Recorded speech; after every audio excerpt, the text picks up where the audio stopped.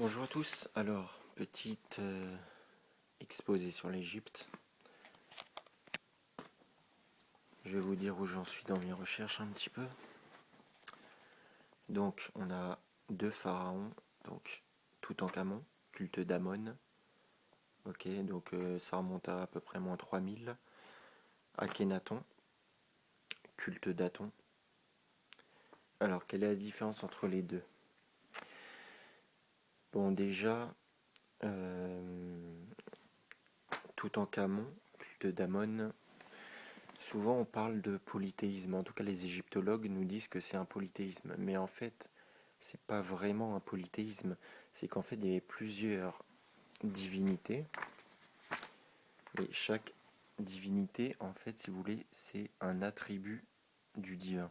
Par exemple il y a la connaissance, il y a la lumière, il y a Horus qui représente le troisième œil, etc.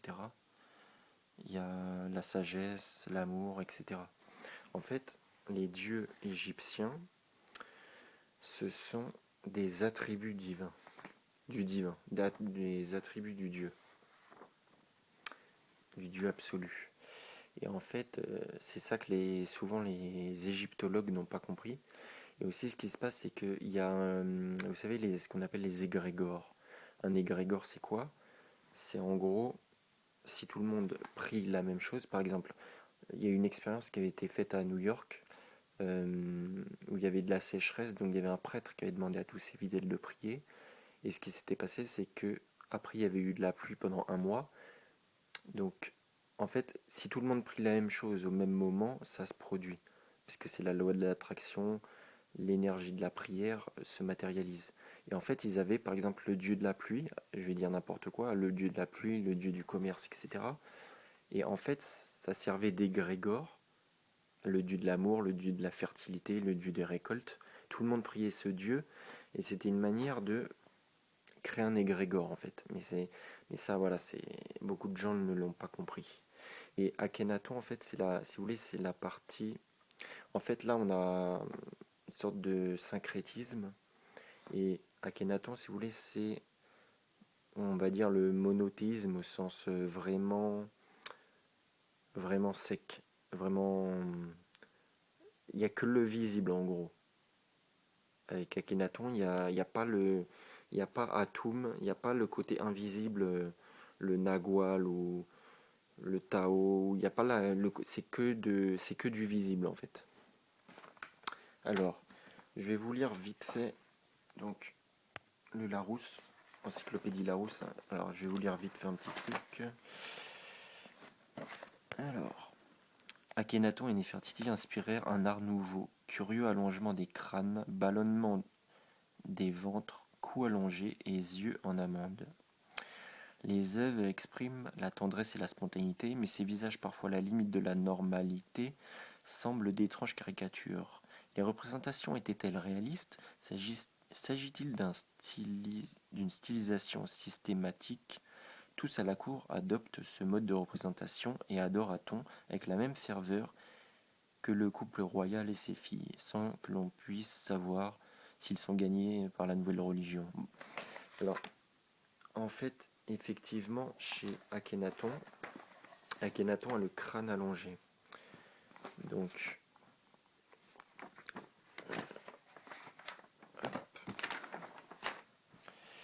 donc là, on est dans la revue Égypte ancienne.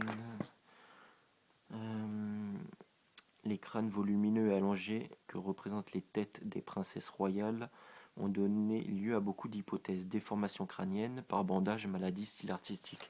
Alors oui, si vous regardez sur Internet, on nous dit qu'en gros, dès la naissance, on faisait un bandage, on faisait en sorte que finalement ce soit, comment dirais-je, que ce soit de manière artificielle, une déformation artificielle. Mais en fait, bon déjà, ça fonctionne pas vraiment cette hypothèse. Et vous savez, quand on est droit, le cou est, en fait, il y a une proportion de manière à ce que ce soit pas penché d'un côté ou d'un autre. Et si on avait une partie plus à l'arrière, euh, grosse, épaisse et avec du poids, bah, ça tirerait vers l'arrière. Et ce que l'on remarque, c'est que le cou de Néfertiti justement, et exactement de manière à ce que ça ne... Pareil pour Akhenaton, que... Comment dire que, que la proportion du poids ce soit exactement pareil. Bon, sur YouTube, quand vous tapez crâne allongé, vous avez des... Bizarrement, les grosses vidéos de 100 000 vues où Nurea TV, où on parle de ça, elles sont tout en bas de la liste. Et vous avez des vieilles vidéos à 300 vues tout en haut qui sont référencées bizarrement en premier résultat. Enfin bref. Donc, par rapport à ces crânes allongés. Donc ici, on voit aussi au Musée national d'art égyptien de Munich, statue d'une fille du pharaon Akhenaton. Alors, le truc, c'est qu'on a retrouvé, donc, on a retrouvé des crânes allongés, justement. Alors, ils sont en Amérique du Sud, par exemple, au musée Giulio Tello. Donc, on a fait des tests ADN pour vérifier un peu tout ça. Hop. Alors, je vais vous lire vite fait les tests ADN qui ont été réalisés. Lors du symposium des crânes allongés de Paracas qui s'est déroulé le 2 février 2018 à Los Angeles, des chercheurs dont L.A. Marzulli et Brian Foster ont annoncé de nouveaux résultats de tests ADN réalisés sur les crânes allongés de Paracas. Voici ce que Brian Foster a déclaré. Nous avons 3 experts médicaux avec nous et aujourd'hui, nous vous présentons les résultats de 5 ans de recherche et d'analyse des tests. Ces données sont très surprenantes, déclare Brian Foster avant d'ajouter. Les résultats de l'ADN étaient incroyablement complexes. Ce qu'ils ont montré à coup sûr, c'est que les individus n'étaient pas à 100% amérindiens. Ils sont mélangés avec plusieurs races comme s'ils étaient une sous-espèce de l'humanité. 10% du sang issu d'individus au crâne allongé ont été testés. S'ils avaient été 100% amérindiens, ils devraient être globalement de groupe O, or ce n'est pas le cas, il y a un pourcentage élevé de type A et B. Donc c'est des gens qui n'étaient pas originaires d'Amérique du Sud déjà. Les Paracas étaient donc un mélange ethnique incroyablement complexe. Cette population ne répond à aucun critère de la race péruvienne sous quelque forme que ce soit. Ma théorie est donc qu'il y avait une sous-espèce d'humains que nous pourrions appeler Homo sapiens sapiens paracas. Ils vivent initialement dans la région située entre la mer Caspienne et la mer Noire. Soit ils ont été chassés, soit ils ont décidé de partir explorer le monde après avoir étudié les vents et les courants des océans. Donc là, vous verrez que dans les mythologies, à chaque fois, on a l'idée d'un peuple issu qui sont venus par la mer en termes d'envahisseurs par rapport à toutes les mythologies des dieux civilisateurs. Ils se sont déplacés vers le sud jusqu'à ce qu'ils trouvent le golfe Persique, puis pris par les courants marins au cours d'une période relativement courte, peut-être des dizaines d'années, des centaines d'années. Ils ont commencé à se reproduire avec les peuples rencontrés dans le Pacifique. Donc pour ceux qui connaissent le Genèse chapitre 6, c'est très intéressant. Au fil du temps, ils ont dû encore se reproduire avec les populations locales, mais ils ont gardé cette caractéristique qui faisait d'eux des êtres à part, ce crâne incroyablement allongé. Je pense que les Paracas étaient une sous-espèce de l'humanité, ils étaient sans doute considérés comme des personnages royaux, ça c'est intéressant aussi, ou en tout cas très importants pendant des siècles. Dans ce mélange de populations au cours des siècles, les Paracas royaux étaient ceux qui avaient des têtes très allongées, et la famille royale des Paracas vivait sans doute dans des souterrains. Bon, ceux qui ont étudié le dossier de la Terre creuse aussi, des dieux civilisateurs, ça doit vous parler normalement. En effet, s'ils avaient la peau claire et les yeux verts, ils devaient redouter la lumière et la chaleur extrême du soleil péruvien. Donc là, on est dans le magazine Icaris. Alors, il se trouve que c'est intéressant parce qu'aussi on a retrouvé des pyramides en Amérique du Sud, notamment en Bosnie. Les pyramides de Visiko. Et il se trouve que, bon ça on y reviendra plus tard, mais les Aztèques en Amérique du Sud, du coup, ils ont reçu des visiteurs dans la mythologie aztèque et ça les a amenés à faire des sacrifices humains. Bon ça on y reviendra sur les sacrifices tout à l'heure.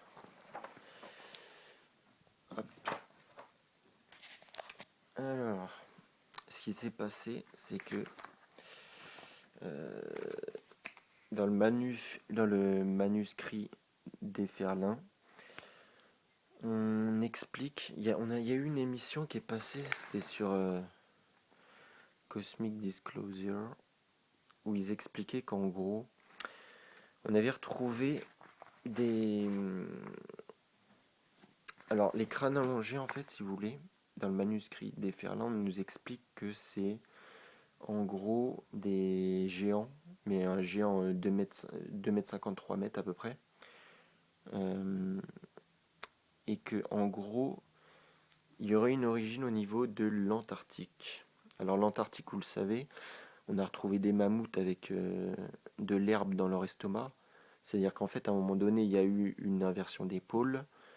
Et il y a des gens qui étaient là-bas, il y a eu une inversion des pôles. Et à un moment donné, les gens qui étaient là-bas, euh, ils ont dû se barrer, quoi. Et on a retrouvé justement des géants en Antarctique qui faisaient à peu près... je pense que les civilisations, les pré-adamiques, seraient originaires qui sont aujourd'hui disparus. Donc des gens pré-adamiques de 2,53 m avec des crânes allongés. Il pense également que les crânes allongés trouvés en Amérique du Sud et en Amérique centrale appartiennent aux hybrides pré-adamiques. Donc aux hybrides, ça c'est très intéressant. Vous savez, dans la Genèse, ceux qui prirent les fils des dieux, qu'on a traduit par les fils de Dieu. Là on est dans Genèse 6. Qui prirent les filles d'hommes. Alors, virent que les filles d'hommes étaient belles et ils les prirent pour épouses. Mais en fait, le mot belle, là on est dans la Bible hébraïque, en hébreu, enfin en grec, et en hébreu, le mot belle, en fait, c'est compatible. Pour vous dire que les traductions, c'est vraiment incroyable. Comment c'est n'importe quoi. En fait, quand il est dit que les fils de Dieu, déjà, c'est les fils des dieux, donc des dieux civilisateurs, et belle, c'est compatible. Donc compatible génétiquement en fait. Et en fait, ce qui se passe, c'est que on a fait du coup une... Il y a eu des expéditions en Antarctique par rapport à ces corps justement, parce que c'est quand même intéressant. Bon, on a sécurisé la zone, inexploitable, etc. par l'ONU. Il y a John Kerry, un politique américain qui s'est rendu sur place, etc. Il y a le très célèbre Buzz Aldrin, donc très célèbre astronaute, qui a fait une expédition là-bas. Bon, il a eu des problèmes de santé, il a dû arrêter son expédition et rentrer. Et il a tweeté comme quoi on avait retrouvé justement des pyramides justement là-bas en Antarctique. Donc la pyramide, elle est là. Il a tweeté en disant que c'était probablement des issues de... C'est pas juste une montagne en Antarctique, hein, c'est vraiment... En fait, c'est vraiment une pyramide, mais il y a de la glace par-dessus. Et en fait, ce qu'il a tweeté, c'est que voilà, c'est une civilisation exogène qui avait là-bas en Antarctique avant qu'il y ait le changement des pôles et que tout devienne glacé, quoi. Que les pôles s'inversent. Alors, en fait, donc là, on parle clairement de géants. De géants de 2,50 m, 3 mètres. Et il se trouve que justement, je sais plus où je l'ai mis.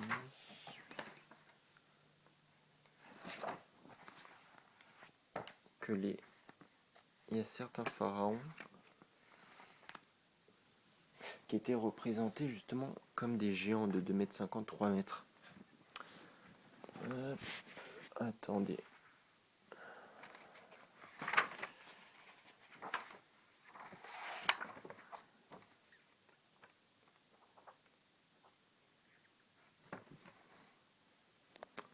Bon, et par rapport aux géants, justement, hop, donc ce qui s'est passé, donc on revient sur l'Amérique du Sud. Des légendes pré-Inca rapportent que le site de Pimawaku, donc ça c'est en Amérique du Sud, eh bien, a été construit en une seule nuit par des géants. Détail de la stèle de victoire du roi Naram-Sin, musée du Louvre, ci-dessous, le géant Naram-Sin d'Akkad domine la scène. Et en fait, je me suis renseigné sur les géants et au crâne allongé. Et en fait, toutes les civilisations du monde en parlent. Dans le Coran, on en parle. En gros, c'est le peuple de Had. Donc, le peuple de Had, si vous voulez.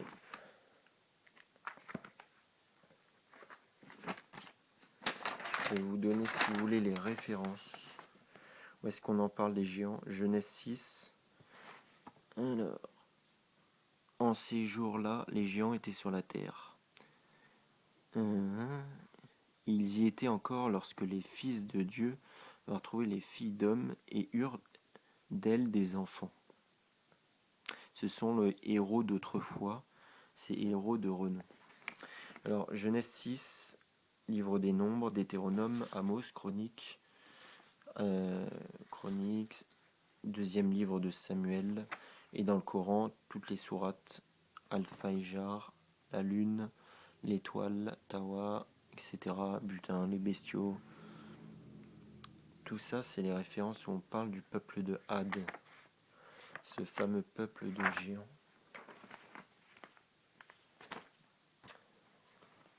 Et en fait, ce qui se passe, c'est que, encore une fois, la traduction est mauvaise. Enfin, c'est pas qu'elle est mauvaise, c'est que dans la Bible, Genèse, chapitre 6, le mot géant, en fait, ce qui se passe, c'est que en hébreu, il n'y a pas écrit géant. En hébreu, il y a écrit Néphilim. Alors, Genèse chapitre 6. On lit qu'en ces temps-là, les fils des dieux, au pluriel, étaient sur la terre. Cet énigmatique fils des dieux revêt l'appellation dans ces versets de Néphilim. Voilà, mon professeur expliquait que le vocable Néphilim voulait dire géant. Mais le jeune Sitchin le donne. Pourquoi dites-vous géant alors que le mot Néphilim en hébreu signifie ceux qui s'en vinrent ou descendirent sur terre?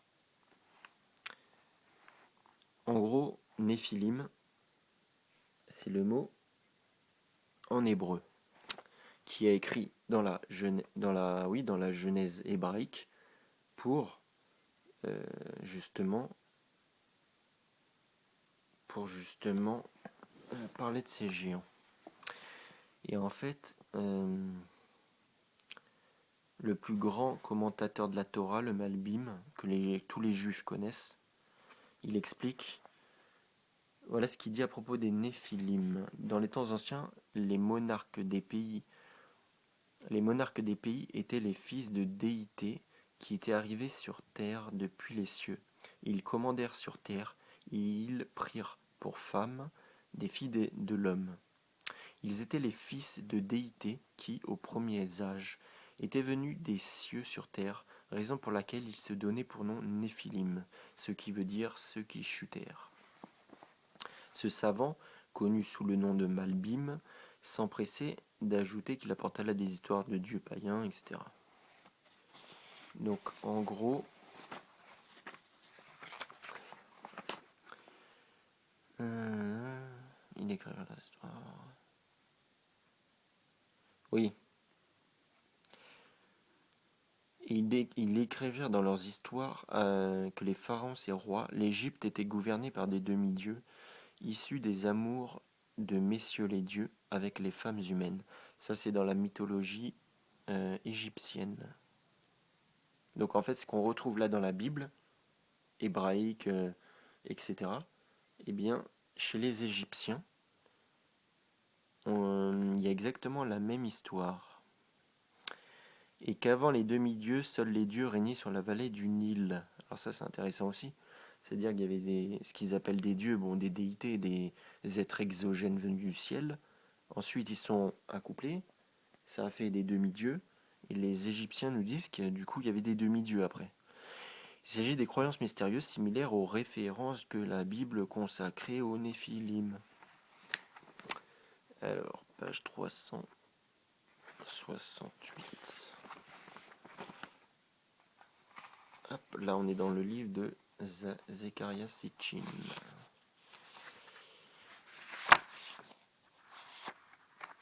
Donc, les géants de la Bible. Les Sumériens nommèrent les Et ah oui, les Sumériens, eux aussi, ils en parlent. En fait, tout le monde en parle. Eux, ils les nomment Anunnaki. Donc, An, ceux. Nun, non, Nuna, qui descendent. Nuna, c'est descendre en sumérien. Et Ki, ça veut dire terre en sumérien. Ah, j'ai carrément appris le sumérien, quoi. Et, et donc, en fait, ceux qui descendent sur terre. Anunnaki, c'est la définition. La capacité à s'élever dans les airs. Oui, ils les représentèrent souvent sous la forme d'êtres ailés, pour marquer leur capacité à s'élever dans les airs. Donc en fait, s'ils ont des ailes, dans les représentations, c'est pour... dans les dessins, dans les trucs hiéroglyphiques, etc., les stèles et tout, c'est pour montrer leur capacité à s'élever dans les airs. Ils dessinèrent les véhicules aériens des Anunnaki. Oui, donc ça, c'est encore un dossier. Il faut que vous vous renseignez. Là, je vous fais un petit résumé. Il faut que vous vous renseigniez. Il faut que vous alliez sur la chaîne Nurea et que vous cultiviez un peu sur le sujet. Ce fut ce nom Anunnaki qu'emprunta le livre de la Genèse pour forger le terme Anakim dans la Bible. Ils étaient les fils des dieux qui convoitèrent les fils de l'homme. C'étaient eux les Néphilim. Faut-il prendre opinion de vous non accepter les affirmations de la Bible? Oui, alors après, ils expliquent les mégalithiques, les mégalithiques, mais bon. Et donc, euh,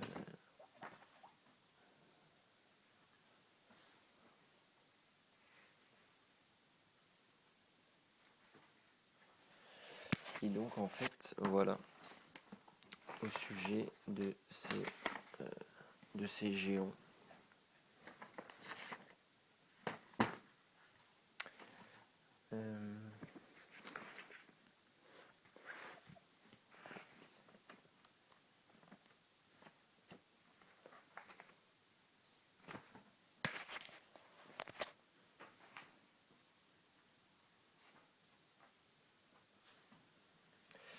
Et donc, en fait,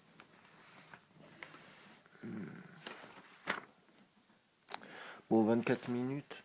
En fait, j'ai trop de trucs à vous dire, mais je crois que je vais faire 3-4 exposés ou même plus.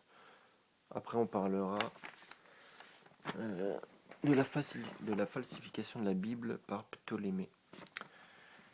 Donc, il y a eu Ptolémée 1, Ptolémée 2, Ptolémée 3. En gros, c'était des Grecs qui ont envahi l'Égypte et qui se sont fait pharaons eux-mêmes et qui ont modifié la Bible, qui l'ont usurpée. Alors par rapport à ça, je vous ai dit que la Bible, il y a plein d'usurpations, de mauvaises traductions, etc. Par rapport à ça, il y a, je sais plus c'est dans quel verset, on nous explique que la Torah a été falsifiée. Je vous la mets en description parce que là, je ne l'ai pas de tête. Mais j'ai justement Jérémie là dans le Nouveau Testament.